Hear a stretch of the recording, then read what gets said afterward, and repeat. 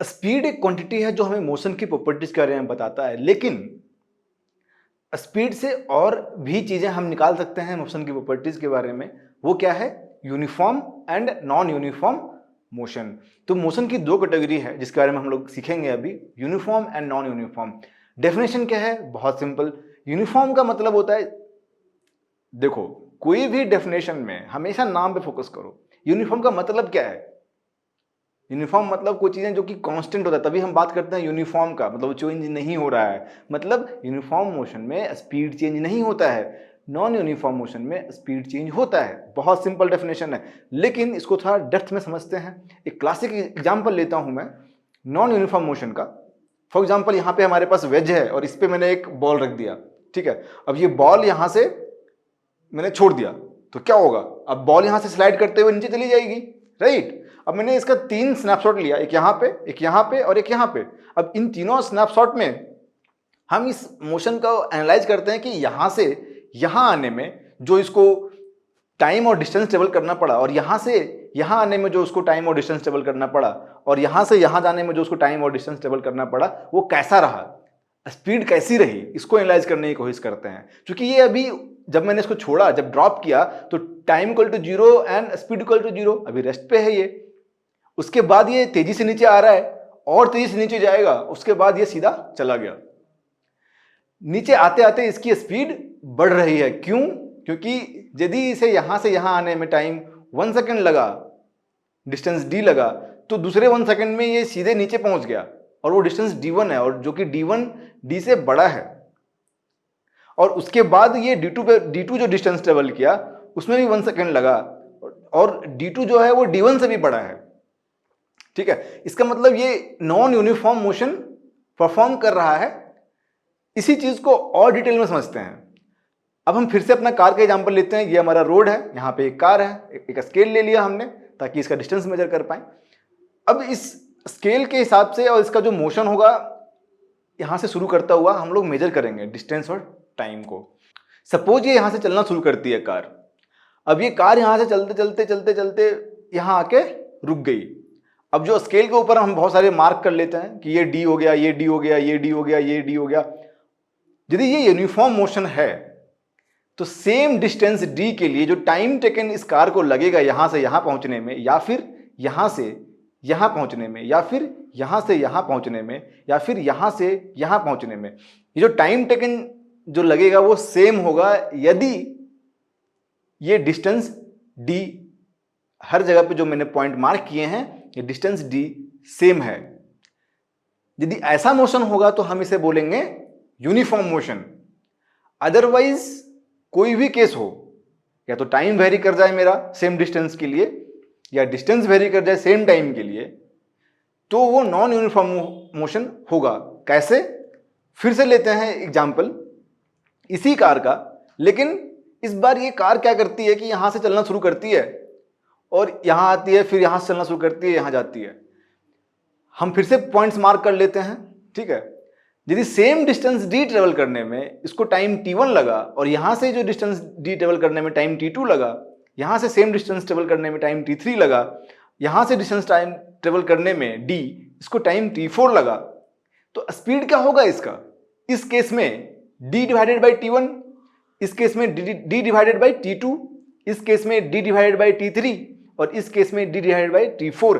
t1, t2, t3 and t4 are not equal and hence speed is not equal. जब speed equal नहीं है throughout the journey of the motion,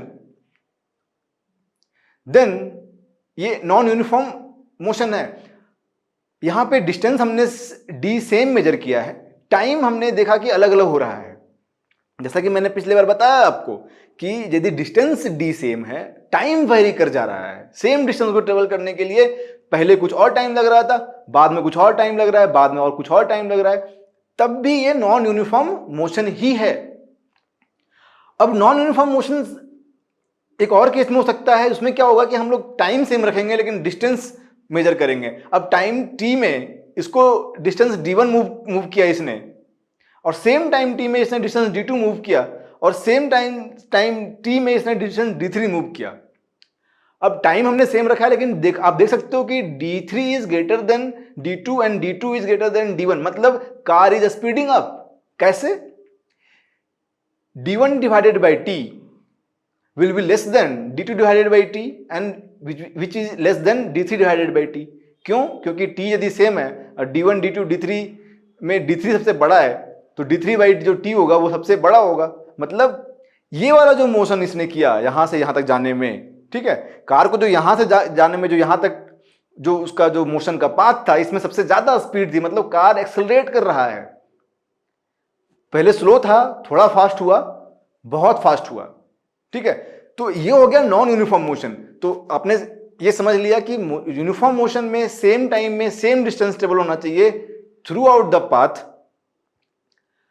और non uniform motion में same time में distance different हो जाएगा या फिर सेम डिस्टेंस को ट्रेवल करने में टाइम डिफरेंट हो जाएगा। Is both the same thing. तो आपको ये क्लियर पता होना चाहिए कि यूनिफॉर्म और नॉन यूनिफॉर्म मोशन में क्लियर डिफरेंस क्या है। यूनिफॉर्म मोशन का एक बहुत क्लासिकल एग्जांपल लेते हैं कि motion of earth around sun. तो यहाँ पे हम सन ले लेते हैं और ये अर्थ है। अब अर्थ रोटेट कर रही है सन के चारों तरफ। हमने दो लाइन ले लिया और 4 पॉइंट डिफाइन किया, ए बी सी डी। अब ए बी का जो आर्क लेंथ है और सी डी का जो आर्क लेंथ है हमने डी ले लिया।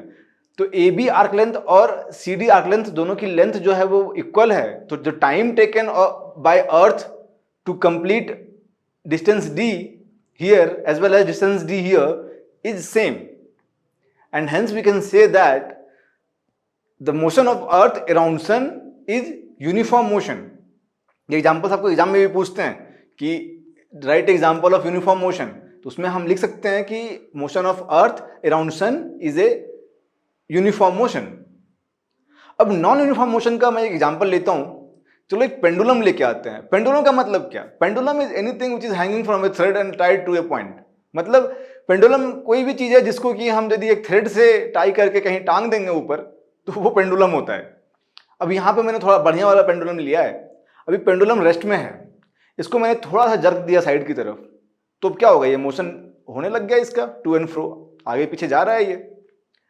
अब ये मोशन यूनिफॉर्म है या नॉन यूनिफॉर्म, इसको हम लोग एनालाइज करते हैं।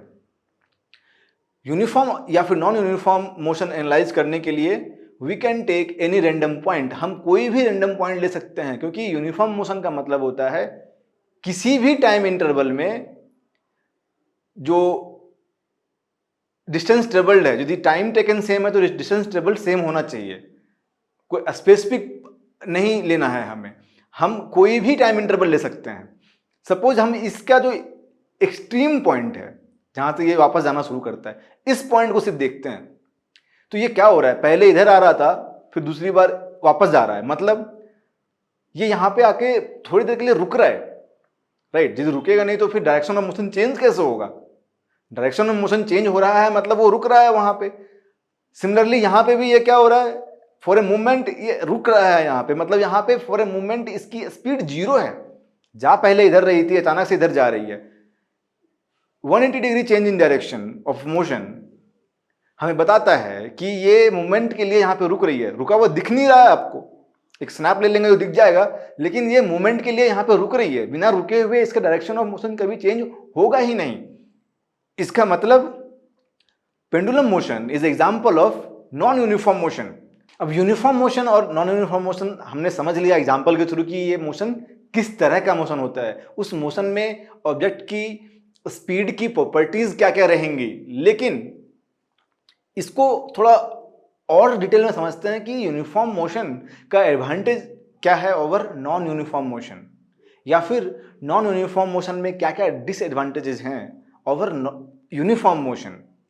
ध्यान रहे इस बात का कि यूनिफॉर्म मोशन जो है वो एक हाइपोथेटिकल और वेरी रेयर केस है of motion. Most of the motion in real life is non uniform. ज्यादातर जो मोशन होते हैं रियल लाइफ में वो नॉन यूनिफॉर्म होते हैं और हमें ज्यादा स्टडी भी उसी के बारे में करना होगा। लेकिन यूनिफॉर्म मोशन जब हम लोग न्यूमेरिकल सॉल्व करेंगे या फिर कुछ क्वेश्चन सॉल्व करेंगे तो उस केस में यूनिफॉर्म मोशन का जो थ्योरेटिकल एडवांटेज है उसको समझते हैं। यूनिफॉर्म मोशन का एडवांटेज समझते हैं एक एग्जांपल के थ्रू। तो हमने एक कार ले लिया यहाँ पे और रोड है, इस पे स्केल भी ले लिया। सपोज इस कार का जो मोशन है वो यूनिफॉर्म है, that is 60 kilometre per hour, मतलब 60 kilometre per 60 minute. Once we know this value कि 60 मिनट उसको लग रहा है 60 किलोमीटर ट्रेवल करने में, और उसकी जो स्पीड है वो यूनिफॉर्म है, और कार का जो मोशन है वो यूनिफॉर्म मोशन है, फिर हम इसके जो पाथ ऑफ मोशन है उसके बारे में बिल्कुल डेफिनेटली बहुत सारी चीजें बता सकते हैं कि 60 मिनट में यदि इसे 60 किलोमीटर लगा तो 10 मिनट में कितना लगेगा, 1/6 मतलब 10 किलोमीटर। 5 मिनट में कितना लगेगा, 1/12 मतलब 5 किलोमीटर। यूनिफॉर्म मोशन का यही एडवांटेज है कि once we know the speed, हम उसके पूरे के पूरे प्रीवियस मोशन के बारे में बता सकते हैं। लेकिन अब आते हैं नॉन यूनिफॉर्म मोशन पे कि नॉन यूनिफॉर्म मोशन में क्या डिसएडवांटेजेस हैं। सपोज अभी कार यहां से शुरू करता है, चलना शुरू करता है और यहां से आके स्टॉप हो जाती है, फिर थोड़ी दूर चलता है, फिर स्टॉप हो जाता है, फिर थोड़ी दूर चलता है, फिर स्टॉप हो जाता है। अब कार को यहां पे डिस्टेंस तो उसने अभी भी टोटल सेम ही ट्रेवल किया है 60 किलोमीटर, लेकिन कार यहां से चली तो 0 से 20 किलोमीटर में वो 30 किलोमीटर चली, और 20 से 50 मिनट्स में वो 30 किलोमीटर चली। इसका मतलब इस मोशन को बताने के लिए मुझे पूरा का पूरा टाइम इंटरवल और किलोमीटर एक टेबल के फॉर्म में डालना पड़ेगा कि इसका मोशन कैसा हुआ था बताने के लिए, राइट। और इसका जो बीच का कोई पॉइंट हम ले लेते हैं कि time equals to let's say 10 minutes में इसकी स्पीड कितनी थी, वो हम नहीं बता सकते हैं। बहुत सिंपल, कैसे बताओगे आप? हो सकता है वो एक्सेलरेट कर रहा होगा, स्लो चला रहा होगा। नॉन यूनिफॉर्म मोशन में सबसे बड़ी प्रॉब्लम यही है कि नॉन यूनिफॉर्म मोशन में प्रीवियस हिस्ट्री आप नहीं बता सकते हो। आप बता सकते हो कि स्टार्ट कब हुआ, एंड कब हुआ, डिस्टेंस कितना ट्रेवल किया, टाइम कितना ट्रेवल किया, लेकिन आप उसकी प्रीवियस हिस्ट्री नहीं बता सकते कि उसकी स्पीड कितनी थी। वो कितनी भी हो सकती है, ज़्यादा भी, कम भी। तो नॉन यूनिफॉर्म मोशन का पहला तो ये एक डिसएडवांटेज है।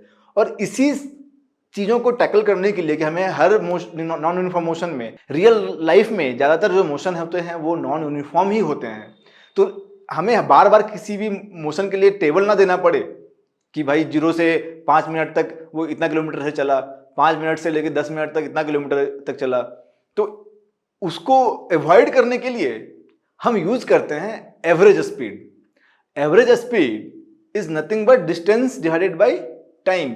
इसमें डिस्टेंस टोटल लेते हैं और टाइम टोटल लेते हैं।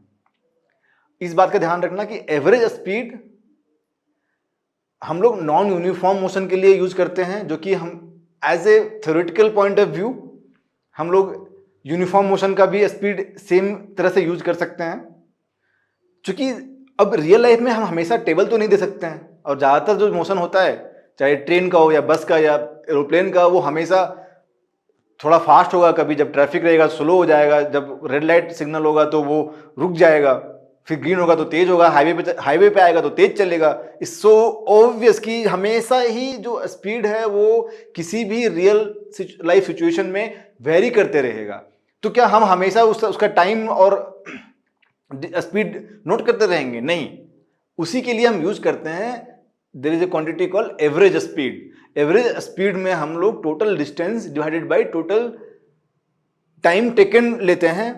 अब उस टाइम टेकन के बीच में वो कितनी बार भी रुक सकता है, कितनी बार भी वो तेज चला सकता है, लेकिन एवरेज डिस्टेंस हम कह सकते हैं कि ऑन एन एवरेज वो कितनी तेजी से चला, by dividing distance with time.